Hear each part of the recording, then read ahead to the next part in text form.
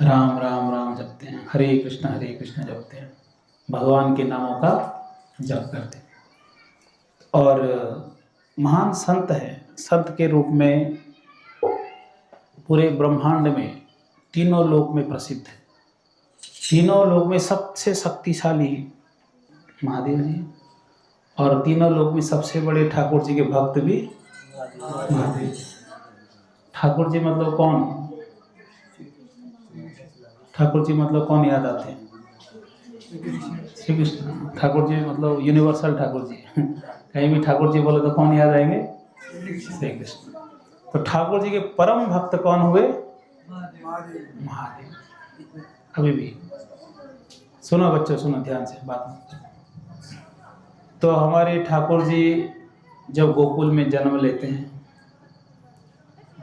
फिर नंदगांव, है ना, फिर वृंदावन लीला करते करते जाते हैं।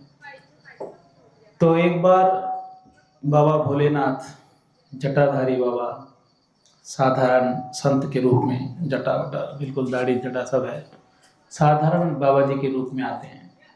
यशोदा मैया को पूछते हैं, मैया आपके लाला का दर्शन करा दो।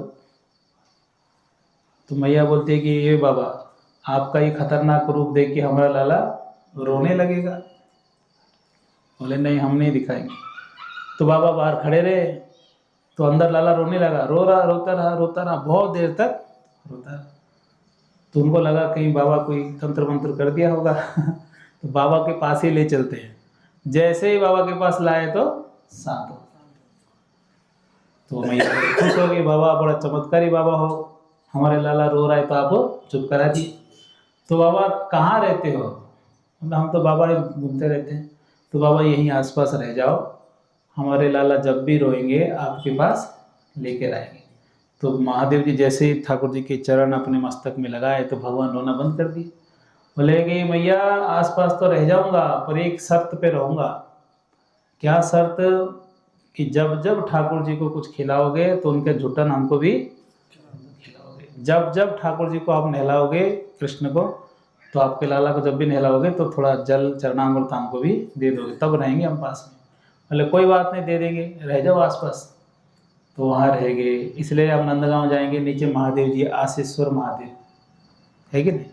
आप वृंदावन जाएंगे, गोपेश्वर महादेव ब्रज में।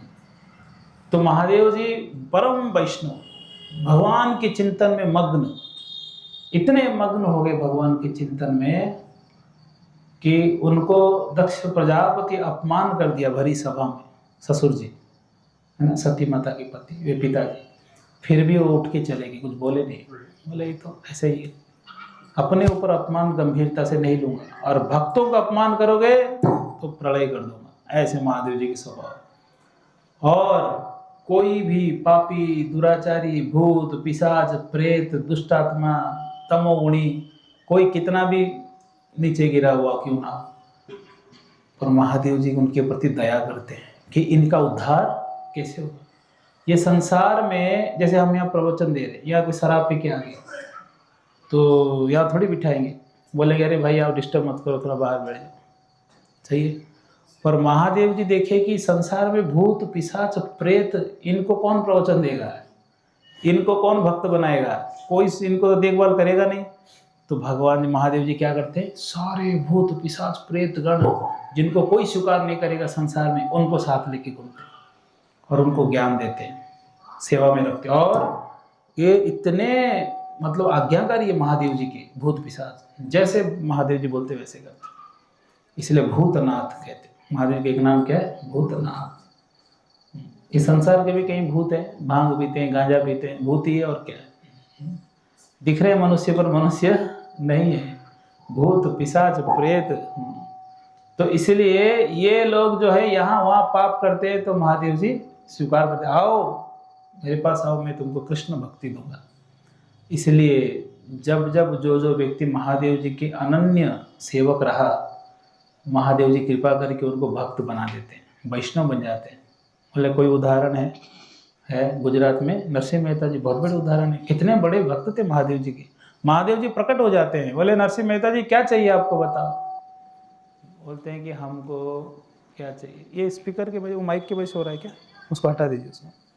जो घर में सो रहे सोने दो, दूर के हटा ही दीजिए, ज़रूरत नहीं उसका। बैठने वाले जो आए हैं वो तो शांति से सुने, देखो कितना अच्छा साउंड है। जो नहीं आए कोई दिक्कत नहीं, जो आए हों तो सुने कम से कम ढंग से। हरे कृष्णा। ठीक है, वॉल्यूम बढ़ाइए बस, साउंड अच्छा है। तो क्या प्रसंग कर रहे थे हम? नरसिंह मेहता जी। नरसिंह मेहता जी, आपसे बड़े खुश हैं हम, क्या चाहिए बताइए? बोलते हमको क्या चाहिए, हमको कुछ चाहिए नहीं, हम तो ऐसे ही पूजा कर रहे हैं, आपसे प्रेम करते हैं इसलिए पूजा कर रहे हैं, हमको क्या चाहिए? नहीं, कुछ तो देना है, दर्शन दिया हो तो कुछ आपको देना है। भले है प्रभु, अगर कुछ देना ही चाहते हैं, जो आपको सबसे प्रिय है वो हमको दे दीजिए। तो महादेव जी को सबसे प्रिय कौन है? पार्वती, सती। तो सती को दे देंगे, पार्वती को दे देंगे, ले लो। सबसे प्रिय कौन है? भगवान कृष्ण सबसे प्रिय है महादेव जी को, इसलिए उन्होंने कृष्ण भक्ति ही दे दी। और ऐसे भक्त बने नरसिंह मेहता जी, उनकी जीवनी आप सुनते हैं, कितने बार ठाकुर जी उनके जीवन में आते हैं, कितने बार आते हैं। इसलिए जो जो व्यक्ति निष्ठापूर्वक महादेव जी के आश्रय में जाते हैं, निस्वार्थ शुद्ध पवित्र रूप में, उनको क्या मिलता है बदले में? कृष्ण भक्ति मिलती है। महादेव जी एक बार इच्छा किए कि हमको भी गोपी बनकर ठाकुर जी की रास लीला में हमको भी जाना है, तो इसलिए वो भी गोपी बन गए। क्या बन गए? गोपी बन गए। तो महादेव जी बड़े वैष्णव, उच्च कोटि के वैष्णव, बिल्कुल प्रसन्न होकर भगवान के भजन कीर्तन में लगे रहते हैं। ये सब लीला पहले ही कर दिया करिए कथा के बीच में।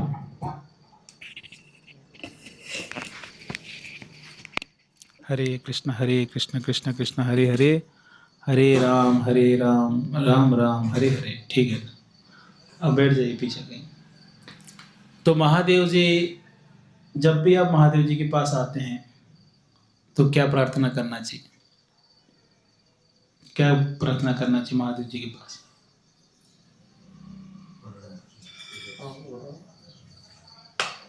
क्या प्रार्थना करना चाहिए?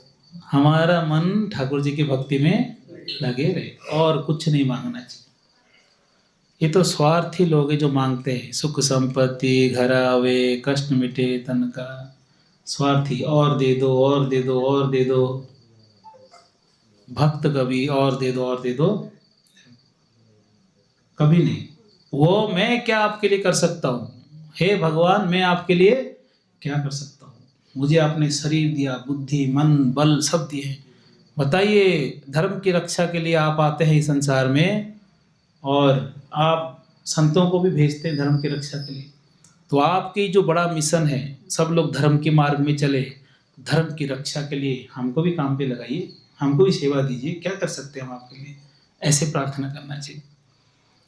तो महादेव जी इतने दया है लोगों के प्रति, इतने दया। देखिए भक्तों की स्वभाव क्या होता है, भक्तों की स्वभाव वो दूसरे के दुख को नहीं देख पाते, इसलिए हम सब कहते हैं भक्त बन जाओ, भक्त बन जाओ। समाज में प्रचार करते, हर गली में हर गांव में भक्त बन जाओ। क्यों भक्त बन जाओ? भक्त बनने से क्या होगा? भक्त बनने से व्यक्ति पाप से मुक्त हो जाएगा। भक्त बनने से व्यक्ति दूसरों को ईर्ष्या द्वेष नहीं करेगा। भक्त बनने से वो किसी से झगड़ा नहीं करेगा। भक्त बनने से वो किसी का बुराई नहीं करेगा। भक्त बनने से किसी का कभी अमंगल चिंतन नहीं करेगा। भक्त बनने से, अरे तो दूसरे का तो छोड़ दो, वो तो चींटी भी मारेगा नहीं, मच्छर भी नहीं मारेगा। ऐसे सज्जन अगर भक्ति करने से बन सकता है कोई, तो हमको सबसे बड़ा समाज सेवा क्या है? भक्त बना। इससे बड़ा समाज सेवा कुछ नहीं है। लोग शराब नहीं छोड़ पाते, माता पिता रोते हैं बच्चे शराब नहीं छोड़ रहे, तंबाकू नहीं छोड़ रहे हैं, बीड़ी नहीं छोड़ रहे, सिगरेट नहीं छोड़ रहे हैं, हाँ दिन भर मोबाइल चलाते, परेशान है माता पिता। उनको सज्जन कैसे बनाया जाए? कितना भी पैसा खर्चा करिए, कितना भी उनको दवाई खिला दो, वो सुधरेंगे नहीं। कब तक? जब तक उनको ठाकुर जी के भक्त ना बना दो। भक्त बनते ही शुद्ध पवित्र, भोजन शुद्ध, वाणी शुद्ध, आहार शुद्ध, सब शुद्ध। तो समाज को सुधारना हो तो सबसे बढ़िया उपाय क्या है?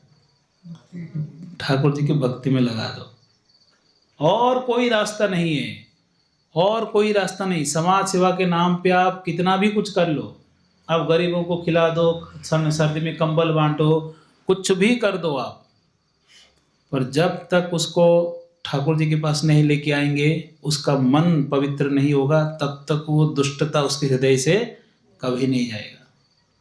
इसलिए सज्जन बनाना चाहते हैं तो भक्त बना दीजिए, धीरे धीरे धीरे सज्जन बन जाता है। छोटे बच्चे हो, बड़े हो, कोई भी हो, सज्जन बन जाता है। ऐसे होना चाहिए। इसलिए हमको ये भाव जागृत कराना हो, समाज के कल्याण, हमको भक्त बनना पड़ेगा, ठाकुर जी के भक्त बनना पड़ेगा।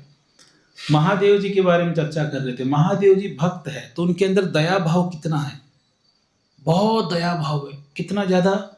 इतना दया भाव तो हम लोग के अंदर भी नहीं मिल सकता। साधारण लोगों में दया भाव इतना नहीं दिख पाएगा जितना महादेव जी पे है। एक बार समुद्र मंथन लीला हुई, उसमें समुद्र मंथन हुआ, आप लोग को मालूम है, दूध के समुद्र में मंदराचल पर्वत को रख के और उसमें औषध, जड़ी बूटी, वेजिटेबल सब डाल के मंथन किया गया।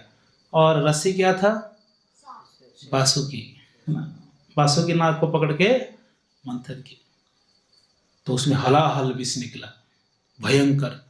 ऐसे विष, हलाहल, कालकुट, इतना भयंकर विष, उसके स्पर्श मात्र से ही व्यक्ति का मृत्यु हो जाए, ऐसे विष निकला और पूरे समुद्र में फैलने लगा।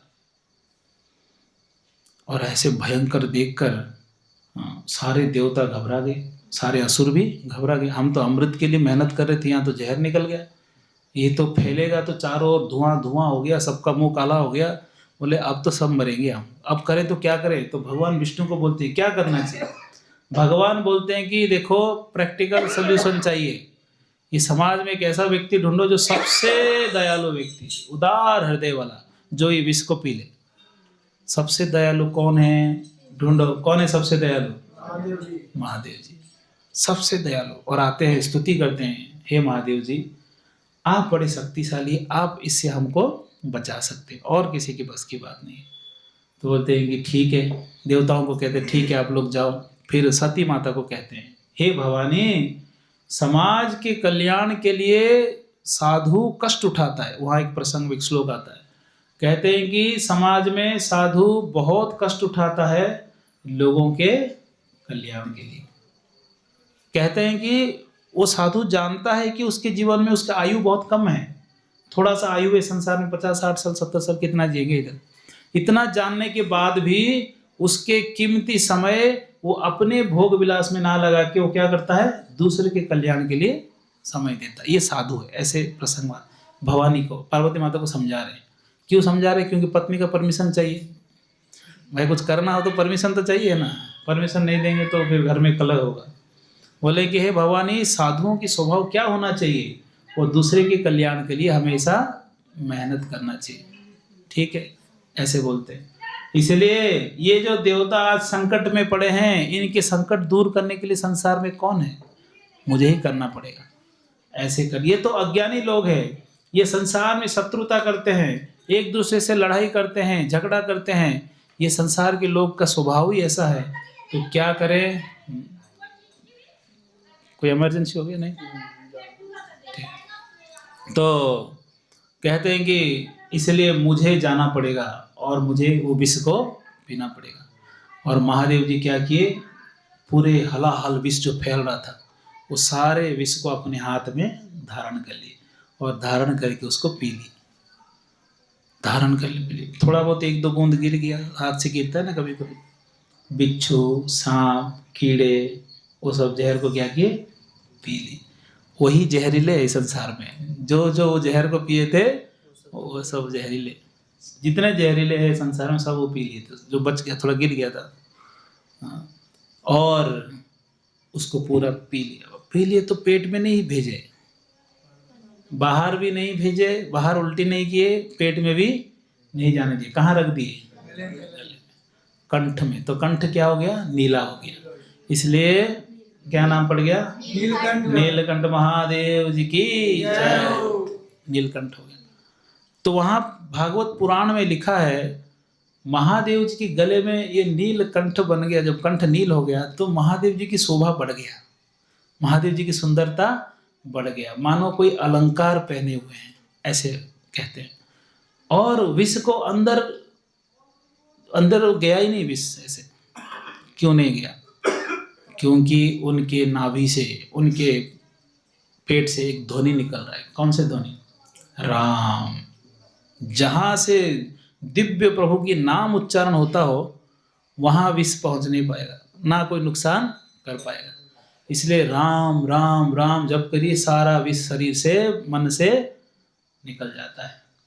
इसलिए नीलकंठ महादेव और महादेव जी फिर ध्यान में चलेंगे, बहुत 100 साल तक लगभग ध्यान में चलेंगे। अब वह विष पी लिए, बैठ के ध्यान मग्न हो गए। कहाँ ध्यान मग्न हो गए? हाँ, पर कौन सी जगह में बैठकर ध्यान किए? ऋषिकेश गए होंगे ना, पहाड़ ऋषिकेश में नीलकंठ महादेव है। ऊपर गए ऋषिकेश में? नहीं गए योगेश्वर? ऋषिकेश वहाँ ध्यान मग्न हो गए। वहाँ के महादेव, नीलकंठ महादेव जी मंदिर है ऋषिकेश में। आगे जाएंगे तो पहाड़ के ऊपर जाना पड़ता है, तो वहाँ ध्यान मग्न हो गए।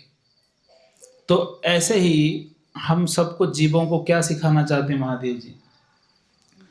हाँ, आप जितना समय बच गया है उसको किस में उपयोग करो? भगवान की भक्ति में। भगवान की भक्ति में उपयोग करना चाहिए। अब जैसे बच्चों की परीक्षा आ जाती है, ठीक है, परीक्षा आते ही जिसको भी मिलेंगे उनके पैर छू लेते, हमारे पास आते पैर छू लेते, फोन भी कर देते, प्रभु जी परीक्षा है, आशीर्वाद दो। अब परीक्षा लक्ष्य हो जाता है तो जहाँ आशीर्वाद जहाँ से मिल जाए, जो वहीं से ले लो, जो मिला पैर छू लिए। क्यों प्रणाम कर रहे हो? परीक्षा है आज। वैसे हम सबकी परीक्षा है, मृत्यु कभी भी आ सकती है, हरि भक्ति कभी करना है। तो इसलिए जहाँ भी, जिस मंदिर में भी जाएं, जिनको भी मिले, क्या बोलना है? भक्ति में मन लगा दो। बालाजी को मिलते, हे प्रभु, हे हनुमान जी, आप ठाकुर जी के कितने बड़े भक्त हैं, राम काज करिवे को आतुर। राम के कार्य के लिए तो छलांग लगा के आप निकल जाते हैं। सेवा के बिना आप रह नहीं सकते। रह सकते हैं क्या बालाजी सेवा के बिना? बिल्कुल नहीं। सेवा नहीं तो कोई मतलब नहीं उनके जीवन का। एक बार आए कहीं से, कोई सेवा करके आए, दूसरा सेवा करते ही सब रोक दिए, ये हमारा सेवा आप मत करो, है ठीक है। और एक सेवा में गए, वहाँ भी रोक दिए, अयोध्या की बात है। फिर और सेवा गए, वहाँ भी रोक। जहाँ जहाँ जिस काम में जाते थे कोई ना कोई रोक देता था, ये हमारा काम है, आप मत आओ इसमें, आपने बहुत मेहनत कर लिया उधर लंका में युद्ध में, अब आप हमको करने दो। तो दुखी हो गए और जाके एक को पूछते हैं, क्या मामला है भाई? जहाँ भी जाता हूँ रोक देते हैं। अरे अभी लक्ष्मण जी बैठकर लिस्ट बना दिए, किसका क्या सेवा है, लिस्ट बन गया है, देख लो तुम्हारा क्या सेवा है। तो हनुमान जी आए, बोले देखते हमारे नाम पे क्या सेवा आया है। पोथी पलटते, देखे लिस्ट में नाम नहीं है। खोजे खोजे खोजे परेशान हो गए। लक्ष्मण जी को बोलते हैं कि लक्ष्मण जी मेरा सेवा, बोलते हैं कि आपका सेवा देखो लिस्ट, वो लिस्ट में तो नाम ही नहीं है। बोलते वो क्या करे, सेवा तो बंट गया है, सबको भी सेवा का मौका चाहिए, आपने तो खूब मेहनत किया, आप बस करो, आप बस दूसरा बैठो आराम से, ज़्यादा चिंता मत करो। तो उनको दुख हुआ, तो बोलते ठीक है अब राम जी से पूछो। तो प्रभु राम जी के पास आते हैं। भगवान रामचंद्र भगवान बैठे हैं और आके पास में बैठ जाते हैं। कौन? हनुमान जी। बोलते हैं कि हे प्रभु मेरे साथ अन्याय हो गया। क्या अन्याय हो गया? मुझे सेवा नहीं मिला। बोलते मैं क्या कर सकता हूँ, लक्ष्मण जी इंचार्ज है, अब उन्हीं से बात करो। तो बोलते लक्ष्मण जी तो लिस्ट में नाम ही नहीं लिए हमारा, कोई नाम है नहीं हमारा, तो इसलिए क्या करें? बोलते अब मैं कुछ नहीं कर सकता। तो बोलते भगवान एक सेवा छूट गया है। कौन सा सेवा? आप जब उबासी लेते हैं तो चुटकी बजाने का सेवा लिस्ट में नहीं है, मैंने पढ़ लिया लिस्ट। हाँ, बुद्धिमताम वरिष्ठ, बुद्धिमताम बुद्धिमान है, लिस्ट देख के याद भी रख लिए कि कौन सा सेवा इसमें है, नहीं है। बोले आप उबासी लेते हो तो चुटकी बजाने का लिस्ट में नाम ही नहीं है, हम करेंगे वो सेवा। बोलते ठीक है, मना तो कर नहीं सकते, तो ठीक है ये सेवा कर लेना, जाओ अभी। बोले कहाँ जाऊँ? आप कब उबासी लोगे हमको थोड़ी पता है, हमको यहीं बैठना पड़ेगा। और बैठ गए चरण पे, ऐसे देखते रहे। और उबासी लेंगे तो चेहरे को देखना पड़ेगा, और भगवान का दर्शन करने की इच्छा तो है ही, ऐसे बैठे बैठे दिन भर चेहरे को देखते हैं, और कोई व्यक्ति यहीं बैठ के देखता रहे तो कैसा लगेगा बताओ, और लगेगा कि नहीं। और भगवान बार बार इसको देख रहे हैं, कहाँ यहीं बैठ के मेरे ओर ही घूर रहा है, कोई काम कर नहीं सकता, देखते रहेगा ऐसे। तो बोले कि इसका कोई काम है नहीं, जानबूझ के उबासी लेते थे और जानबूझ के वो क्या करते, चुटकी बजाते थे। ऐसे है हनुमान जी, सेवा के बिना नहीं रह सकते, सेवा चाहिए। तो उनके पास जब आते क्या बोलना चाहिए, हनुमान जी सेवा दो, भगवान कृष्ण के सेवा दो, प्रभु रामचंद्र जी के सेवा दो, सेवा दो। आप जैसे भक्त हैं, हमको भी क्या बनाओ, भक्त बना दो। बहुत बड़े भक्त हैं हनुमान जी, अष्ट सिद्धि सब उनके पास है। और चाहे तो छोटे से छोटे बन सकते हैं, बड़े से बड़े बन सकते हैं, और भारी से भारी बन सकते हैं, और हल्के भी बन सकते हैं। आकाश में उड़ भी सकते हैं, इतने सिद्धि हैं। और सारे देवता डरते हैं, इतने बलशाली सारे देवता डरते हैं, सब डरते हैं हनुमान जी से। हनुमान जी का नाम मतलब अलग ही तहलका मच जाता है हनुमान जी का नाम लेके। तो ये हनुमान जी बहुत बड़े भक्त एक बार हिमालय में बैठे थे, बिल्कुल छोटे बंदर के रूप में, बूढ़े बंदर के रूप में बैठे थे। पूंछ को रास्ते में, पूंछ रख दिए रास्ते में, लंबा सा पूंछ, और बैठे हैं बूढ़े ऐसे धीरे से, ऐसा लगता है बीमार हो गए।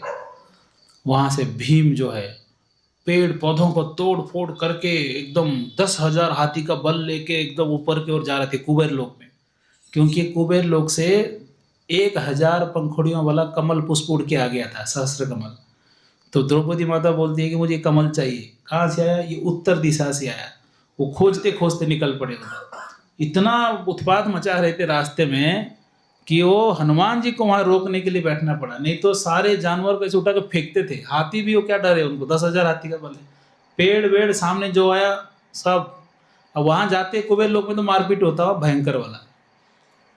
तो इसलिए हनुमान जी रास्ते में वृद्ध बिल्कुल बूढ़े बंदर की तरह पूंछ रख दिए। तो जैसे ही आए, वे बंदर पूंछ हटाओ, आगे जाना है। बंदर ऐसे देखा, बोले बूढ़ा हो गया हो, पूंछ हिला नहीं पा रहा हूँ, साइड कर दो पूंछ को। तो दया आ गया, बोले ठीक है बूढ़ा बंदर है, बोल रहा है तो साइड कर देते।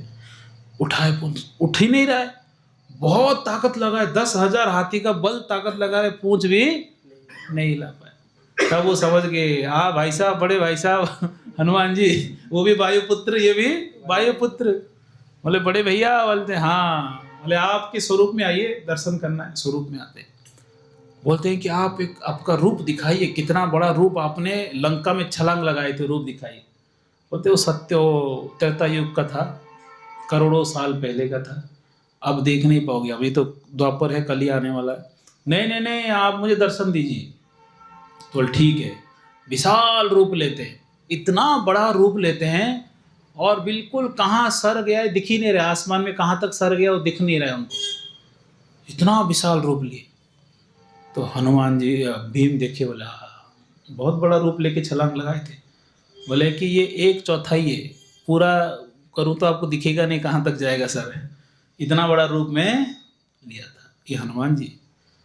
और पर्वत से जब छलांग लगाए, एकदम उड़ के गए, वो तो पर्वत के आधे तो उनके पैरों के साथ मिट्टी की धूल उड़ता है ना, हम चलते हैं ऐसे, आधा पर्वत उनके साथ गया था। सारे जानवर उल्टी कर दिए, चक्कर आ गया, आधे तो मर गए, केवल हनुमान जी की छलांग लगाने से।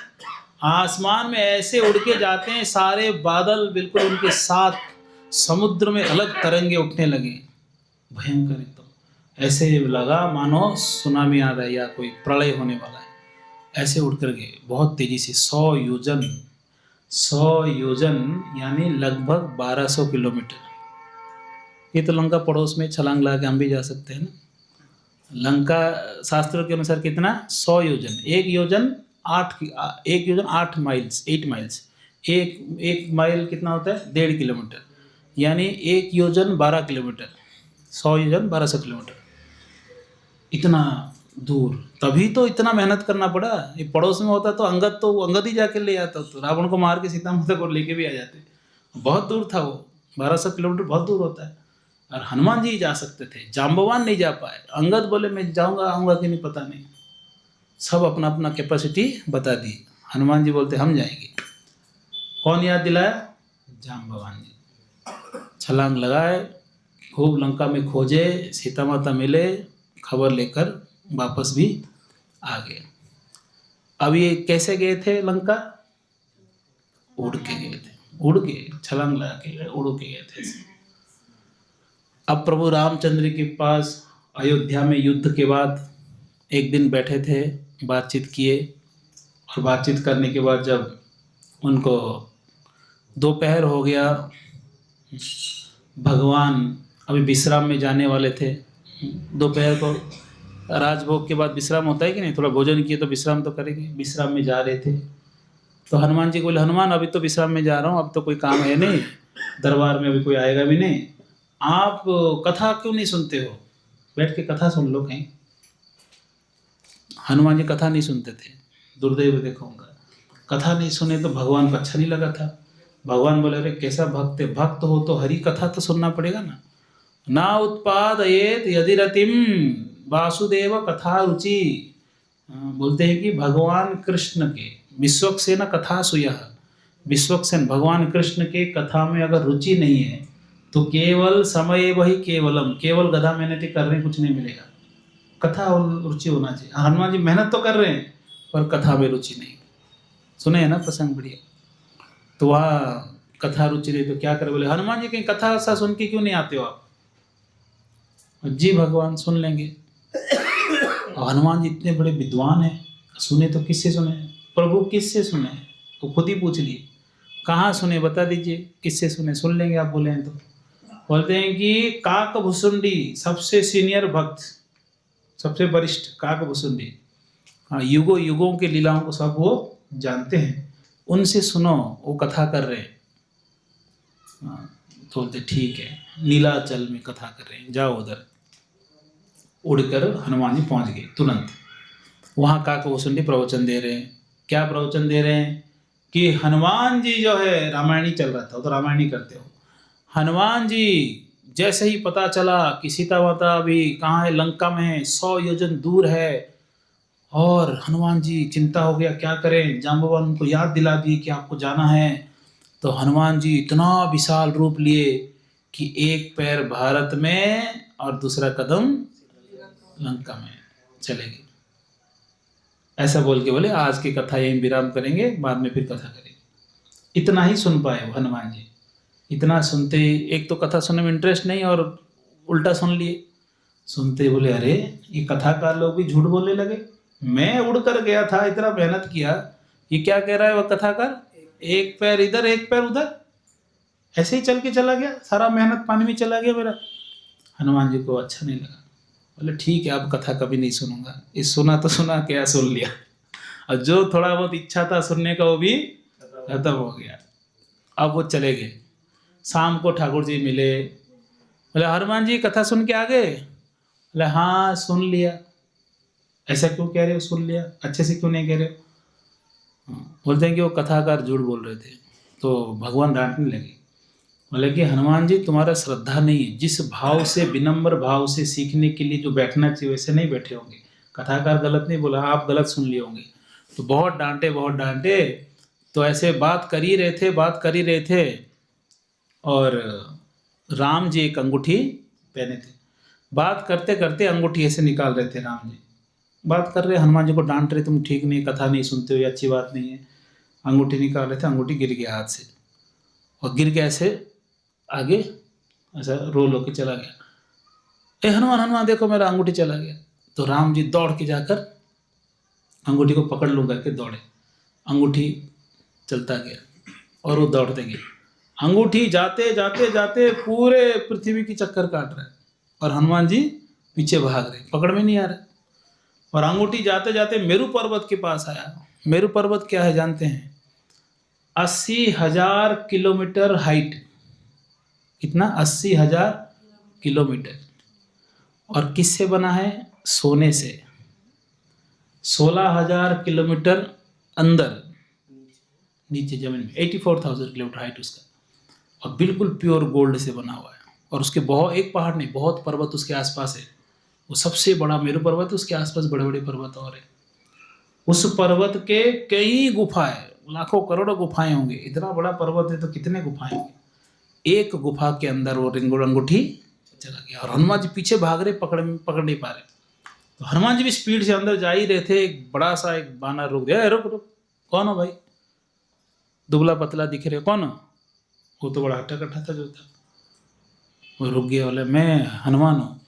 कहाँ घुसे जा रहे हो? बोलते अंदर अंगूठी चला गया। तो हनुमान हो? बोले हाँ हनुमान हूँ। मैं मजाक कर रहे हो? हनुमान जी तो अंदर बैठे हैं, तुम हनुमान जी कह रहे हो? इतना दुबला पतला हनुमान कब से होने लगा? ए भाई, मैं दुबला पतला हूँ? हनुमान जी को क्या कह दिया हो? दुबला पतला आदमी हनुमान बोल रहा है। बोलते अंदर कौन बैठे? बोले हनुमान जी बैठे हैं, मैं सेवक हूँ यहाँ। तो बोलते अच्छा, पर मुझे अंगूठी लेना है, जो भी है मुझे अंगूठी चाहिए, प्रभु का अंगूठी मुझे लौटाना है। तो बोलते रुको पूछ के आता हूँ अंदर अलाउ है कि नहीं। जाके पूछे कि हनुमान जी अंदर बैठे हैं, और एक हनुमान जी बैठे और बैठ कर राम राम राम जप रहे। तो वहाँ उनको पूछते हैं कि प्रभु कोई हनुमान करके आया है, दुबला पतला सा, बहुत कमज़ोर हनुमान है। बोलते हनुमान आया है, बुलाओ उसको अंदर। बोले प्रभु कौन है? बोलते हैं कि इस युग का ये हनुमान है। हर युग में राम जी आते हैं, हर त्रेता युग में, इस युग का ये हनुमान, बुलाओ कोई दिक्कत नहीं।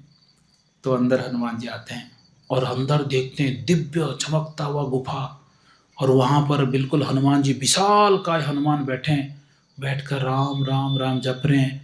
उनकी आंखों से आंसू बह रहा है भगवान के नाम जप करते करते, और वो आंसू बहते बहते कुंड में मिल रहा है, मानो उनके आंसुओं का ही कुंड है। और इतना सुंदर स्थान देखकर अद्भुत चमक गए, बोले क्या ये, आश्चर्य हो गए। फिर वो प्रणाम करते हैं, बोलते ठीक है। बोले हनुमान जी बातचीत होता है, तो बोलते हैं कि आप भी हनुमान? मैं भी हनुमान। बोला हाँ,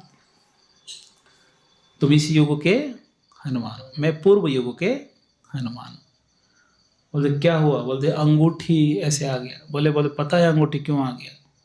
बोलते तुम कथा नहीं सुनते हो, इसलिए भगवान तुम्हारे ऊपर नाराज है। तुम कितने भी बड़े भक्त हो, कितना भी सेवा करते हो, बैठकर कथा सुनना पड़ेगा। कथा नहीं तो भगवान को प्रसन्न नहीं कर पाओगे। भगवान ही अपने कथा सुनने के लिए आ जाते हैं, तो आप क्यों कथा नहीं सुनते हो? बोलते क्या करें महाराज, कथा सुनने का तो क्या हम ही सबसे बड़े विद्वान है, क्या से सुने। एक बार गए सुनने, वो काकभूषण ने उल्टा बोल दिया, मेरे को मूड खराब हो गया तो आ गया मैं। तो क्या उल्टा बोल दिया? तो बोले कि मैं एक पैर इधर एक पैर उधर में लंका में चला गया, ऐसे बोल दिया। मैं तो उड़ के गया था।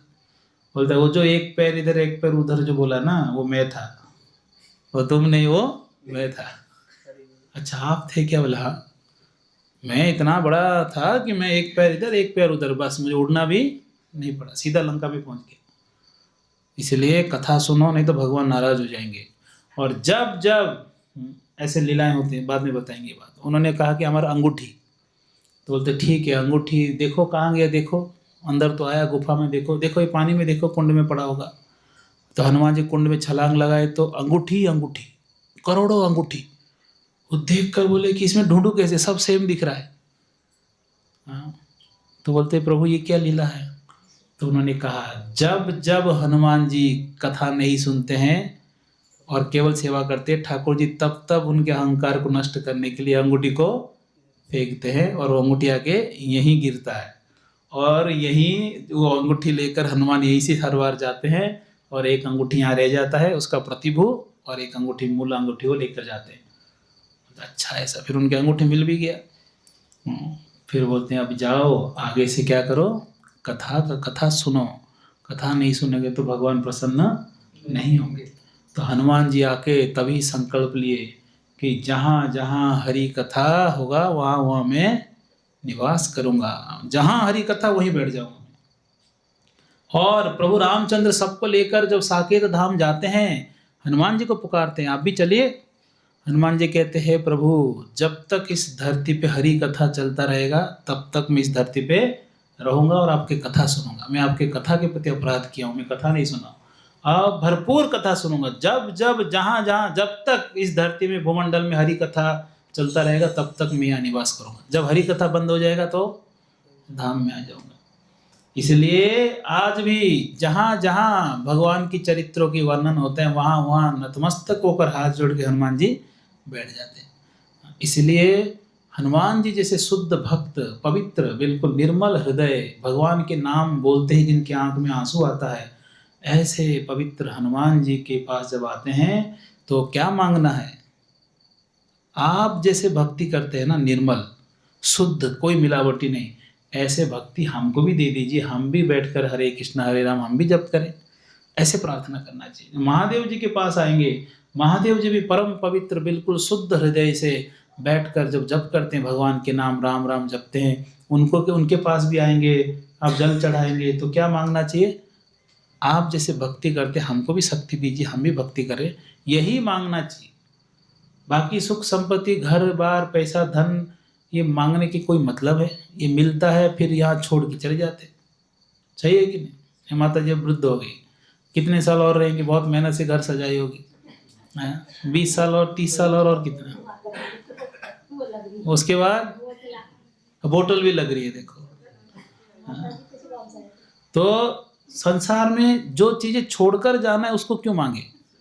जो चीज हमारे साथ जाएगा उसको मांगे। भोजन करो, स्वस्थ रहो, अच्छा रहो, उसमें कोई बुराई नहीं, पर यहाँ धनी बनने की लोभ छोड़ देना चाहिए। हम धनी बन जाए, हम प्रधानमंत्री बन जाए, हम बड़ा आदमी बन जाए, यहाँ ज़्यादा हीरो बनने की जरूरत नहीं है।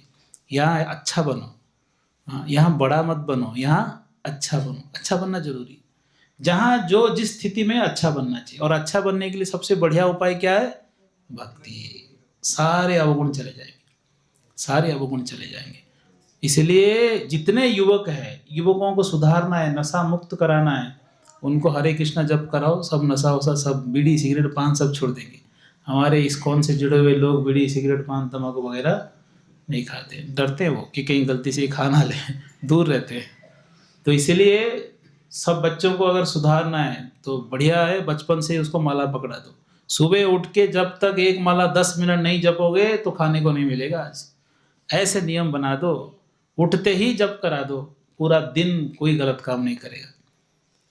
ठीक है, हरे कृष्णा। आज ये इतना ही करेंगे, एक दिन में पूरे भागवत बोल नहीं सकते, धीरे धीरे ये साप्ताहिक कर सकते हैं। हाँ ना, ठीक है। 5 जाने में 9 बजे, हम दिन भर आज भागा दौड़ी में थे, भागवत कथा था ना, तो फिर आएंगे अगले, जब भी मन करे बुला लिया करिए, इनको तो बुलाया करिए। और यहाँ संकीर्तन होता है, आप लोग क्यों नहीं आते? सुबह 7 बजे संकीर्तन डेली करते हैं, अलग अलग जगह अपने माधोपुर के अंदर 1 घंटा 7 से 8 बाइक में सुबह सुबह रोज जाते हैं। वीडियो आप देखते हैं कि नहीं? ग्रुप में नहीं, अब इस्कॉन के वीडियो देखते हैं कीर्तन का, तो आप क्यों नहीं आते? सब जाना चाहिए।